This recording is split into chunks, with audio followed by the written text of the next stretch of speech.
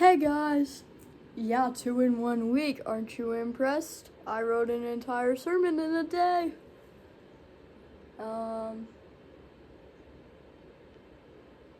Not really though. The other one I did this week was from like 2 months ago. I just was trying to postpone it for as long as possible because I didn't know how to work with that story thing. This isn't necessary for an intro. I'm just gonna keep going. So, I'm fresh back from choir practice, very much out socialized, so we're gonna record a sermon, because people don't bother me when I do that. Waiting for text messages, because I don't want to go to a play alone. One person's gonna get that, but that works. Anyways, story time, children. That's my headline every time I do a story now. Fun fact. Let's start with a story. Unbelievable. So, who's seen Rick and Morty? Like someone can answer my question. Maybe not a lot of people, since it is inappropriate. Don't watch it, children. I was scarred emotionally. Rick claims that nothing matters. And really, he's right. Didn't expect that, did ya? The preacher should be telling you Jesus and whatnot. I'm telling you nothing matters.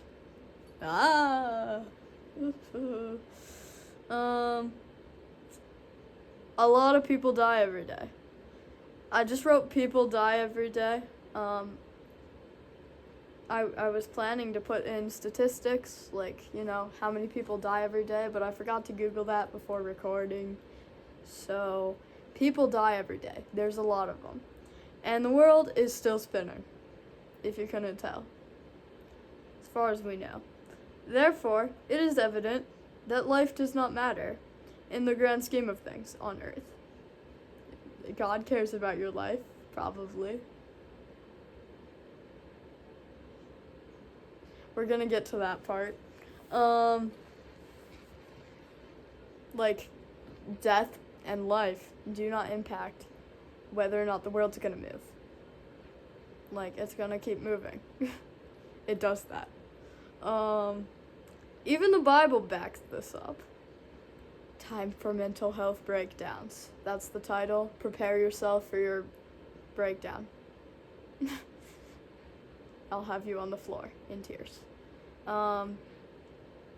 Ecclesiastes 1 through 11 says, "The words of the teacher, son of David, king in Jerusalem. Meaningless, meaningless, says the teacher. Utterly meaningless. Everything is meaningless.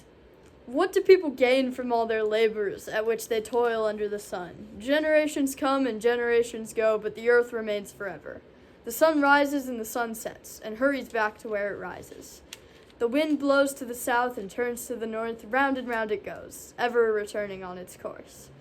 All streams flow into the sea, yet the sea is never full. To the place that the streams come from, there they return again. All things are wearisome. The more that one can say, the eye never has enough of seeing, nor the ear its fill of hearing. What has been will be again, and what has been done will be done again. There is nothing new under the sun.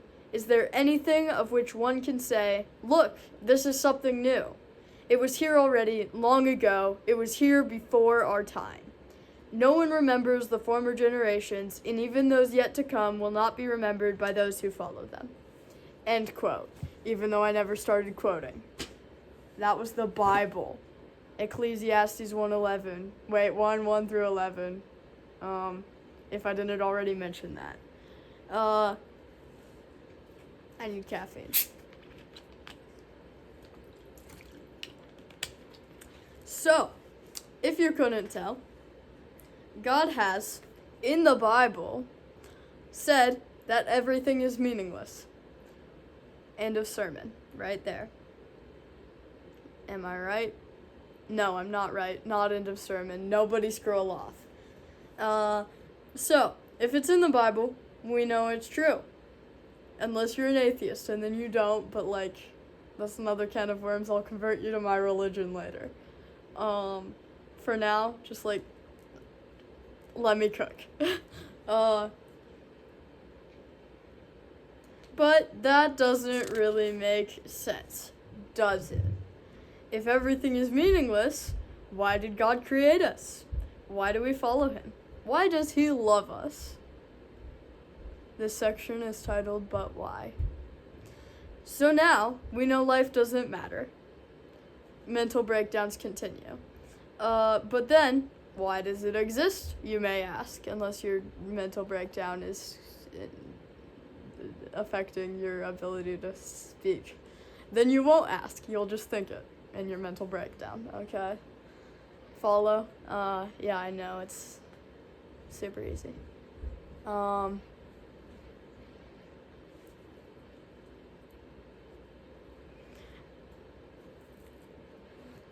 I was telling someone that I am currently sermoning. Reflection. If anybody doesn't know, sister. She says yes. So, I spent a long time trying to find a good answer to this question for you. And I did not find one, fun fact.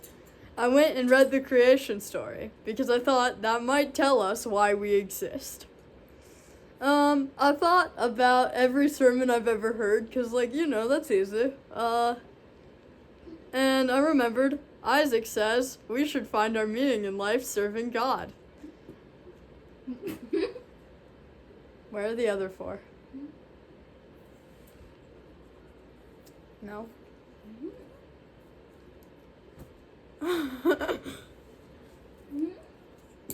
That's going on the interwebs. I'm having things thrown at me. Oof, I must have said something controversial. Dodged it.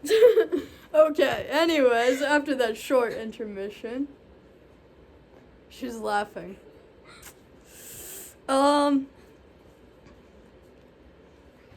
Isaac says we should find our meaning in life serving God. But that doesn't explain why God made a life to give meaning to in the beginning. We know God's plans are eternal, and he could have always been planning for us to love and serve him since creation. So, like, really, Isaac's right if he didn't go think about it for, like, 24 straight hours without sleep. But God, being omniscient, knew we would betray him in the fall. So why do we exist? Because, like, seems counterintuitive to create something to betray you. Yeah. Well, I have a theory. I can't actually back it fully because, like, it's not, like, biblically written out word for word. But I think it could be right. We'll see if you think so, too. Because, like, I need feedback. I think we're going in the right direction here, you know? So, here's my theory, and that's the title of this section, if anybody's keeping track. What I'm thinking is this. We, as humans, need love and companionship from others to function to our full capacity. Genesis 1:26 says, "Then God said, 'Let us make mankind in our image, in our likeness, so that they may rule over the fish in the sea and the birds in the sky, over the livestock and the wild animals, and over all the creatures that move along the ground.'" I talked fast for the last half because really the important part is let us make mankind in our image and our likeness. The rest doesn't matter. To this sermon. It's in the Bible, it's important. Disclaimer. I bring this up to point out that we, people, made in the image of God, need love and companionship. My theory is that God felt that need and created others who were like him. longing for love, and brought about life, even though he knew the fall would be a consequence to that. Which means technically, I agree with Isaac. Big shock, I know. Our meaning in life should be serving and loving our God. Now, what to do with this? Don't make your purpose work. It does not benefit you in heaven. I don't mean don't work. You can have a job, don't worry.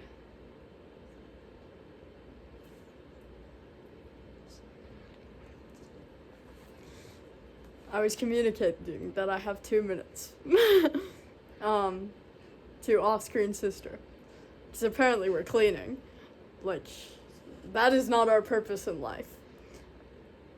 No, okay, apparently not. I don't know what we're doing. I'll find out in 2 minutes. So I'm gonna go speed mode. Don't make your purpose family ties. Charlotte, dear sister.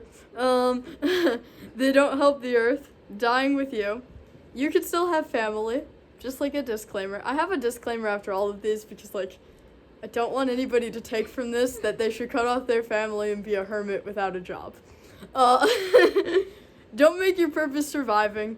You'll never move forward. Please survive still. Everybody's laughing. My whole audience of one. Don't make your purpose your schedule. Make room for God's surprises in life. I feel like a motivational speaker. Nobody call me that. I don't want to be one. You can still make plans.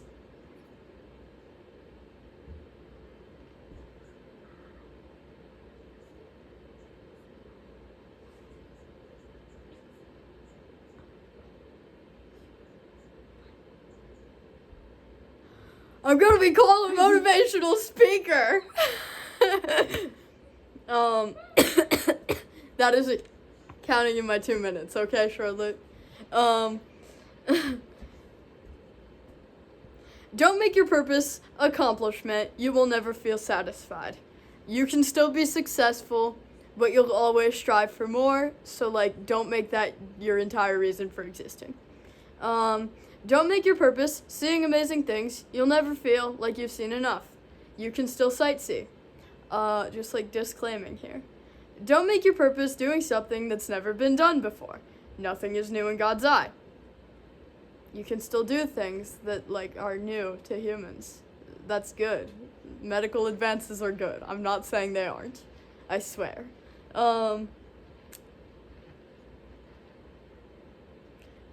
Don't make your purpose being remembered. No one is remembered forever here on earth. Like, I was trying to think of something that nobody remembers, but, like, I wouldn't remember it, so that was dumb. No example there. Just, like, don't do that. It's pointless. You won't even know.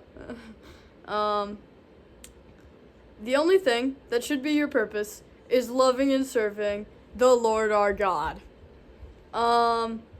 He is the only thing that will stand through your life and time in heaven.